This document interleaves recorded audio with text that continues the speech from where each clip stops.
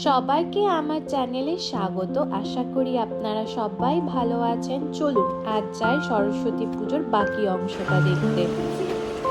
আমাদের গোছানো কমপ্লিট, ঠাকুর মশাই চলে এসেছে। এখন ভাবছি শাড়ি পরবো কিনা, মানে শাড়ি পরবো কিনা। বিয়ে দিয়ে আমাকে শাড়ি পরাতে চাইছে না, জানি না কেন, দেখো কিরকম করছে, যাতে আমাকে শাড়ি না পরাতে হয়। শাড়ি পরাতে পারে না, আগে পরাতে পারতো, এখন আর পারে না। হ্যাঁ, আগে পরাতে পারতো, মানে 1 বছর আগেও পারতো, 1 বছর পরে আর পারে না। এই যে আমি এইটা পরবো, যে এই ব্লাউজটা পরবো, এই যে এই ব্লাউজটা পরবো, আর এই শাড়িটা যেটা আপনাদের দেখিয়েছিলাম, যেটা পুরী থেকে এনেছি হলুদ হলুদ দেখতে, এটা পরবো এখন। চলো পরে দেখাই। কিছু সাজবো না, ইচ্ছা করছে না সাজতে, কালকে সাজবো যখন ঘুরতে যাবো। তো আমি খুব তাড়াতাড়ি রেডি হয়েছি, মানে কোনোভাবে একটা সেজেছি, বিকজ পুজো শুরু হয়ে গেছে, ঠাকুর মশাই চলে গেছে, এসেছে, পুজো স্টার্টও হয়ে গেছে। খুব তাড়াতাড়ি সেজেছি, লাইক মানে খুবই তাড়াতাড়ি। তো একবার দেখায় কেমন লাগে। এইটা যে শাড়িটা আমি বলেছিলাম সেটা পরেছি, কানে একটা দুল পরেছি, এটা আমার মা এনে দিয়েছিল, আর লাইক হাতে এইগুলো পরেছি, আর like this is the sari and this is how it looked like. চলুন বাইরে চলে এসেছি, দেখছি মা এখন সমর্পণ করতে বসে গেছে। আসলে যে পুজো করে তাকে একটু সমর্পণ করতে হয়। মার ইচ্ছা ছিল আমি যেন পুজোতে বসি, কিন্তু এই শাড়ি পরতে গিয়ে এত দেরি হয়ে গেল যে মাই বসে গেল।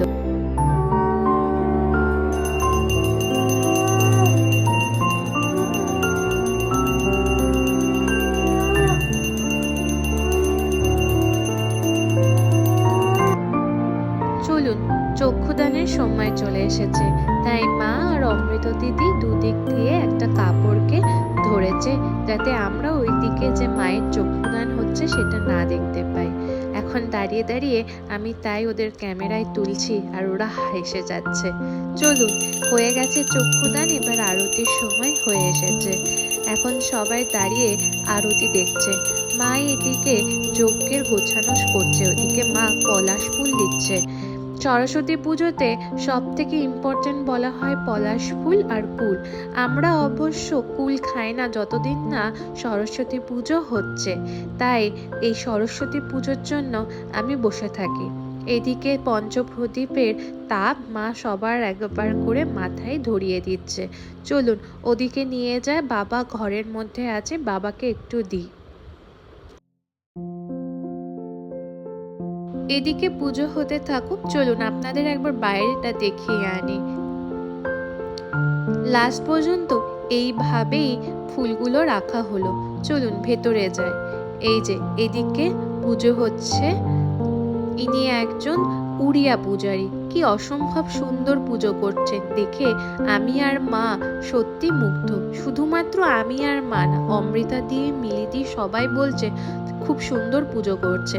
মিলিদি গেছিল দ্রব্য আনতে, অনেকগুলো কম পড়ে গেছিল, তাই নিচে থেকে নিয়ে আসা হলো।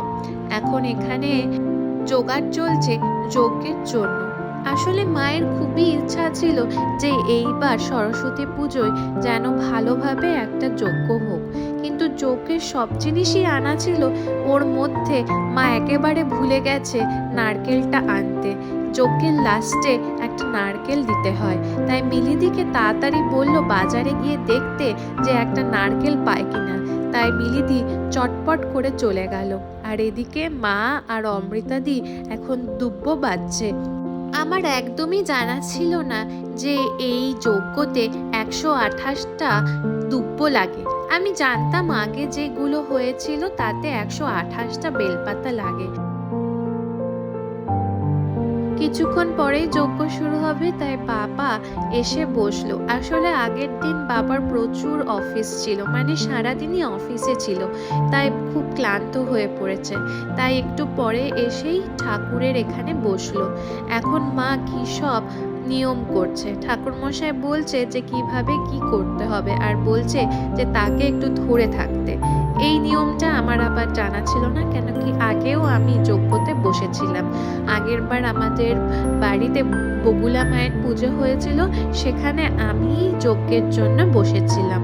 চলুন যজ্ঞটা শুরু হবে সেইটি আপনাদের দেখায়। আর ওইদিকে ধুনো হচ্ছে আর উপরের দিকে যাচ্ছে। আমি ভয় পাচ্ছি যে যজ্ঞের আগুনের ধোঁয়া যেন উপর পর্যন্ত না গিয়ে উপরের সিলিংটা আবার কালো না করে দেয়, সেইটি একটা দেখার বিষয়, তাই একটু ভয়েই ছিলাম। চলুন, ঠাকুর মশাই এখন মন্ত্র পড়ছে, এক্ষুনি শুরু হবে পুজো।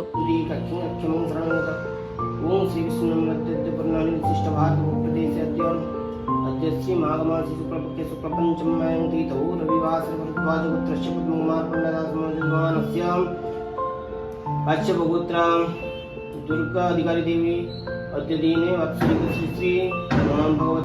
যজ্ঞ শুরু হয়ে গেছে। ওইদিকে অমৃতাদি ঠাকুর মশাইয়ের হাতে হাতে একটু গুছিয়ে দিচ্ছে দুব্ব।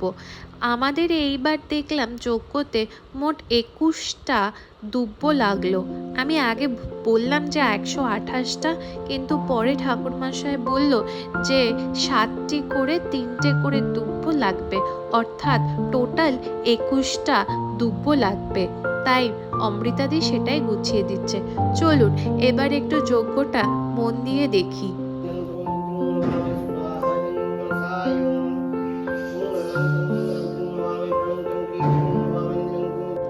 যজ্ঞ প্রায় শেষের মুখে, এখন সবাই মন দিয়ে যজ্ঞ দেখছে। এই দেখুন মিলিদি একেবারে মুখে হাত দিয়ে যজ্ঞ দেখছে, আর এদিকে ঠাকুর মশাই মাকে বোঝাচ্ছে যে কিভাবে এই নারকেলটা ফেলবে।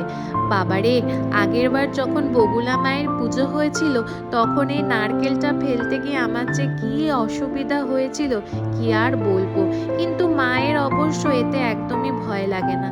আমার এত আগুনের তাপ লেগেছিল হাতে যে একেবারে হাত জ্বলে যাচ্ছিল। আসলে আমাদের শিয়ালদার বাড়িতে যজ্ঞটা হয়েছিল, ওখানে জায়গাটা একটু কম।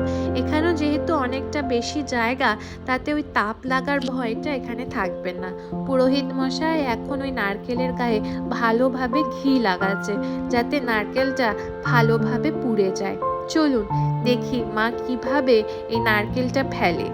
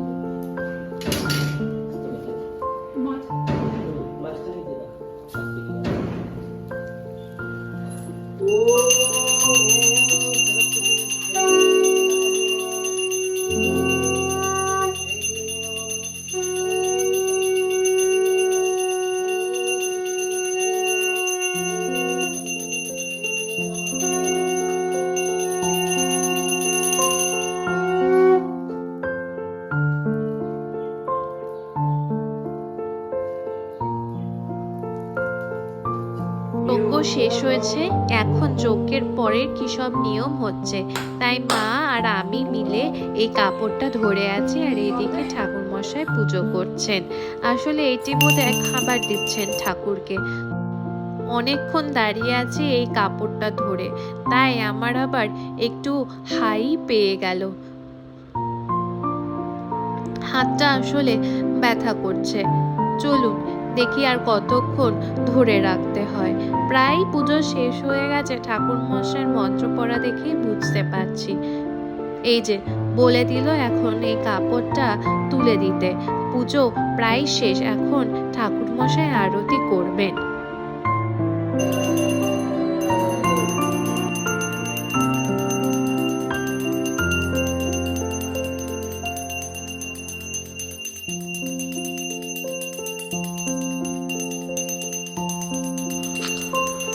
পুজো প্রায় শেষ হয়ে গেছে, এখন ওই পঞ্চপ্রদীপের তাপ আমাদের সবাইকে নিয়ে নিতে বলছে। আর ওইদিকে এখন ঠাকুরমশাই আরতি করছে। এই যে বাবাও চলে এসেছে, এইদিকে মন দিয়ে পুজো দেখছে। আর ওইদিকে মা আর আমি দাঁড়িয়ে আছি, মিলিদি এই পুরোটা তুলছে। আমাদের ঘরটার সামনের দরজাটা কিন্তু বেশ সুন্দরই লাগছে, কি তাই তো? চলুন প্রণাম করি মাকে, যেন আরও আশীর্বাদ করুক, ভালো করে থাকতে পারি, ভালো করে পড়াশুনো করতে পারি।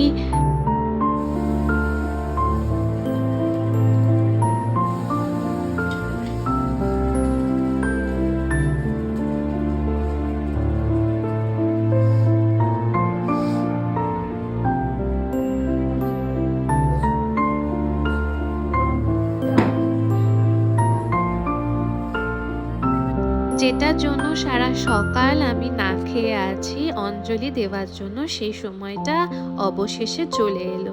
এই যে আমরা 4 জন অঞ্জলি দিচ্ছি, আর মিলিদি দেবে না কারণ মিলিদির অসুচ, তাই মিলিদি ক্যামেরাটা ধরে আছে। আর এইদিকে আমাদের বাড়ির যে গোপাল, রাধা, কৃষ্ণ সেগুলোকে দেখাচ্ছে। চলুন অঞ্জলিটা এইবার দিয়েই ফেলি। ঠাকুরমশাই মোট 4 বার আমাদেরকে দিয়ে মন্ত্র পড়ালো। আমি আগে যখন অঞ্জলি দিয়েছিলাম তখন মোট 3 বার দিয়েছিলাম। জানি না, এটি হয়তো নতুন নিয়ম।